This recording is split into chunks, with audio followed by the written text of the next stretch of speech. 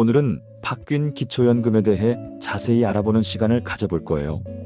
특히 나도 기초연금을 받을 수 있을까? 라는 질문에 대한 명쾌한 해답을 드리기 위해 2025년 8월 기준으로 꼼꼼하게 정리해봤습니다. 자, 그럼 좋아요와 구독 알림 설정 잊지 마시고요. 5분 동안 귀 쫑긋 세우고 함께 해주세요.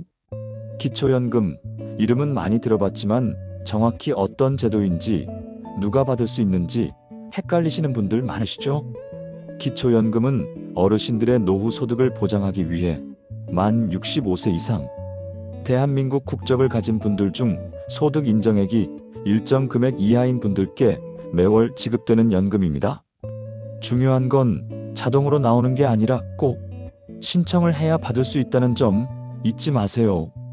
2025년에는 기초연금에 몇 가지 중요한 변화가 생겼는데요. 가장 눈에 띄는 건 바로 선정 기준액이 올라갔다는 거예요. 혼자 사시는 분은 월 소득 인정액이 228만 원 이하, 부부 두 분이 함께 사시는 경우에는 364만 8천 원 이하면 기초연금을 받으실 수 있습니다. 2024년보다 기준이 높아졌으니 작년에 안 되셨던 분들도 다시 한번 확인해 보시면 좋겠죠? 지급액도 인상됐습니다. 물가 상승률을 반영해서 혼자 사시는 분은 최대 34만 2,510원, 부부 두 분은 최대 54만 8천 원까지 받으실 수 있게 됐어요. 매달 꼬박꼬박 나오는 돈이니 노후 생활에 큰 보탬이 되겠죠? 여기서 잠깐, 소득 인정액이 뭐냐고요? 소득 인정액은 단순히 월급만 의미하는 게 아니에요. 소득 평가액과 재산의 소득 환산액을 합쳐서 계산하는데, 쉽게 말해 갖고 계신 재산을 소득으로 환산해서 더하는 방식이라고 생각하시면 됩니다. 계산 방법이 조금 복잡하긴 하지만 걱정 마세요. 뒤에서 좀 더 자세히 설명해 드릴게요. 기초연금 수급 자격을 좀 더 자세히 알아볼까요? 기본적으로 만 65세 이상, 대한민국 국적을 가지고 국내에 거주해야 합니다. 그리고 소득 인정액이 앞서 말씀드린 기준 금액 이하여야 하고요. 공무원이나 사립학교 교직원, 군인, 별정 우체국 연금 등을 받고 계신 분들은 원칙적으로 기초연금 대상에서 제외됩니다.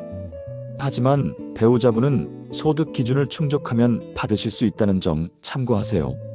그렇다면 소득 인정액은 어떻게 계산할까요? 먼저 소득 평가액은 근로소득에서 112만 원을 뺀 금액의 70%에 다른 소득들을 더해서 계산합니다. 재산의 소득 환산액은 일반 재산에서 기본 재산액을 빼고 금융재산에서 2천만 원을 뺀 다음 부채를 뺀 금액에 재산의 소득 환산율을 곱해서 계산하죠. 복잡하죠? 간단하게 예를 들어볼게요. 만약 월급이 200만 원이고 은행에 3천만 원이 있다면 소득 인정액은 대략 얼마가 될까요? 이런 식으로 계산한다고 보시면 됩니다. 재산 기준도 중요한데요. 현금은 혼자 사시는 분은 6억 100만 원 이하, 부부 두 분은 9억 5천만 원 이하여야 합니다. 부동산은 지역별로 공제 금액이 다른데 대도시는 7억 1,600만 원, 중소도시는 6억 6,600만 원, 농어촌은 6억 5,300만 원 이하로 정해져 있습니다. 살고 계신 지역에 따라 기준이 조금씩 다르니 꼭 확인해 보세요. 기초연금, 어떻게 신청해야 할까요? 신청은 가까운 읍면동 행정복지센터나 국민연금공단, 지사 또는 복지로 웹사이트에서 할 수 있습니다. 만 65세 생일이 속하는 달의 한 달 전부터 신청할 수 있으니 미리미리 준비하시는 게 좋겠죠? 필요한 서류는 신분증, 통장 사본, 그리고 임대차 계약서입니다. 마지막으로 몇 가지 주의사항을 알려드릴게요. 기초연금은 신청해야 받을 수 있다는 점 다시 한번 강조합니다. 그리고 부부 모두